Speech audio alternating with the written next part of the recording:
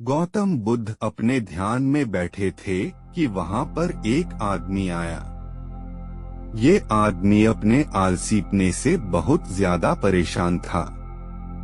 आलसी आदमी गौतम बुद्ध से बोला, महात्मा जी मेरी मदद कीजिए, मैं अपने आलस्य से बहुत ज्यादा परेशान हूँ। आप ही कोई उपाय बताइए जिससे मैं आलसीपन से छुटकारा पा सकूं। गौतम बुद्ध ने उस व्यक्ति से कहा, पहले मुझे यह बताओ कि तुम्हें क्यों लगता है कि तुम आलसी हो।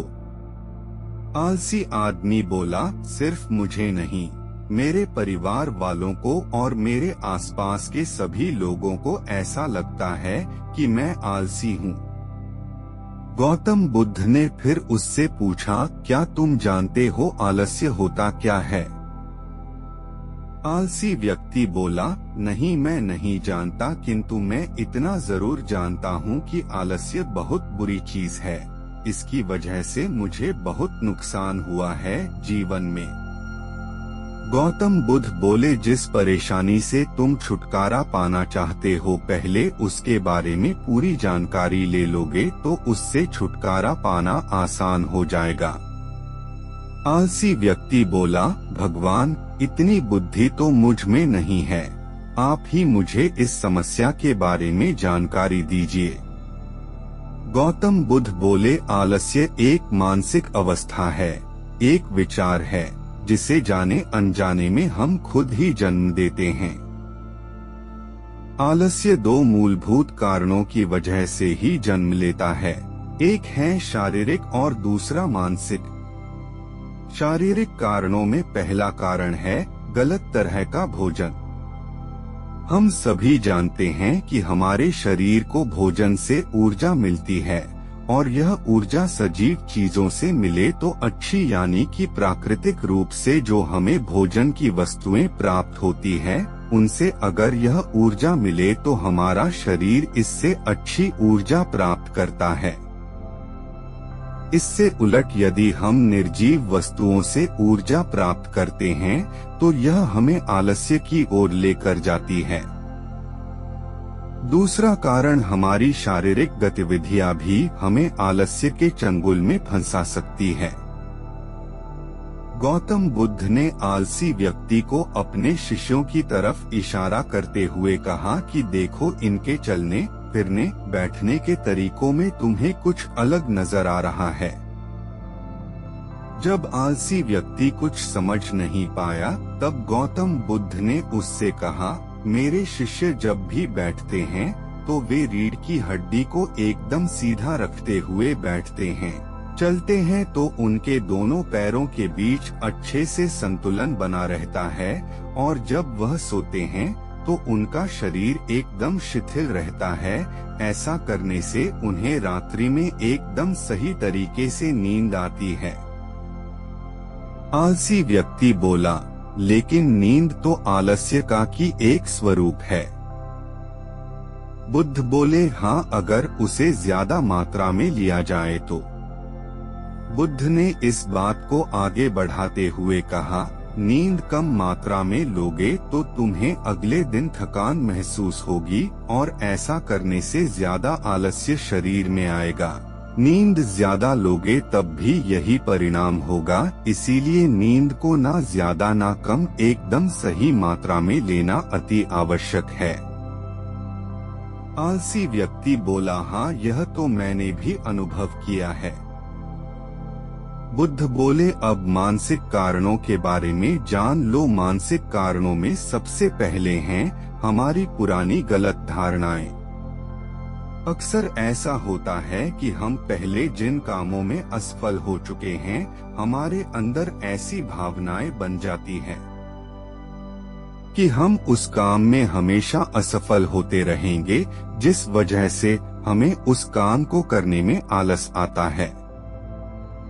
ऐसी धारणाओं से छुटकारा पाने का एकमात्र उपाय यह है कि हमें अपने मन को यह समझाना चाहिए कि पिछली बार हम जब उस काम में असफल हुए थे तो हम उसके बारे में जितना जानते थे अब हम उस काम के बारे में उससे ज्यादा जानते हैं, क्योंकि असफल होने के बाद हम उससे काफी कुछ सीखे भी हैं। बुद्ध बोले, दूसरा कारण है आलसी और कामचोर लोगों की संगत। कई बार ऐसा होता है कि हम आलसी नहीं होते, मगर जिनके साथ हम रहते हैं हम उन जैसे बनने लगते हैं। इससे छुटकारा पाने का उपाय बहुत सरल है, कामचोर और आलसी व्यक्तियों से दूर रहो। ऐसे व्यक्तियों की संगत में रहो जो अपने काम को बड़ी लगन से करते हैं और तुम्हें कुछ सिखा पाए। गौतम बुद्ध ने तीसरा कारण बताते हुए कहा, यह कारण आलस्य के लिए सबसे बड़ा कारण है। काम को कल पर टालते रहना यह कारण इतना शक्तिशाली है कि किसी भी व्यक्ति को बर्बाद कर सकता है। इससे बचने का सबसे आसान उपाय यह है कि जो काम जितनी जल्दी संभव हो उतनी जल्दी कर दिया जाए। गौतम बुद्ध ने आलसी व्यक्ति से एक सवाल पूछा, मान लो तुम किसी रेगिस्तान में फंस गए हो और तुम्हें प्यास लगी है, तो तुम क्या करोगे? आलसी व्यक्ति बोला, मैं जल्दी ही रेगिस्तान के आसपास कोई गांव की तलाश करूंगा या ऐसी जगह की तलाश करूंगा जहां पर मुझे पानी मिल सके। गौतम बुद्ध बोले, अगर तुम्हें काफी देर ढूंढने पर भी पानी न मिले तब तुम क्या करोगे? आलसी व्यक्ति बोला, मैं तब भी अपनी तलाश जारी रखूंगा, क्योंकि ऐसी परिस्थिति में मेरे पास कोई और दूसरा विकल्प तो होगा ही नहीं। गौतम बुद्ध बोले, बिल्कुल सही, और यही है मानसिक स्तर पर आलस्य का चौथा कारण किसी भी निश्चित लक्ष्य का न होना। यह भी आलस की ओर लेकर जाता है। अब सुनो पांचवें कारण के बारे में। गौतम बुद्ध बोले, सोचो कि तुम्हारे पास काफी सारे सोने के दागिने हैं जो तुम्हें एक जगह से दूसरी जगह लेकर जाना है। तुम चलते चलते थक जाते हो और किसी पेड़ के नीचे बैठ जाते हो और तभी तुम्हें दूर से तुम्हारी तरफ दौड़कर आ रहे डाकू दिखाई देते हैं। तो क्या तब भी तुम आलस करके वहीं बैठे रहोगे, या ऐसी परिस्थिति में तुम वहां से उठकर दौड़ने लगोगे? आलसी व्यक्ति बोला, जी मुझे वहां से दौड़ना ही पड़ेगा, नहीं तो मेरी जान और सोने के दागिने दोनों खतरे में पड़ जाएंगे। बुद्ध बोले, यानी कि तुम्हारे पास एक ठोस वजह होगी दौड़ने के लिए। यही है आलस्य का पांचवा कारण, किसी भी काम के लिए ठोस वजह का ना होना। आलसी व्यक्ति महात्मा बुद्ध की बातों से संतुष्ट हुआ। वह बोला, महात्मा जी, मैं अब आलस्य के बारे में सब कुछ जान चुका हूँ और अब मैं इन सभी कारणों पर काम करूँगा और अपने आलस्य को दूर भगा दूंगा।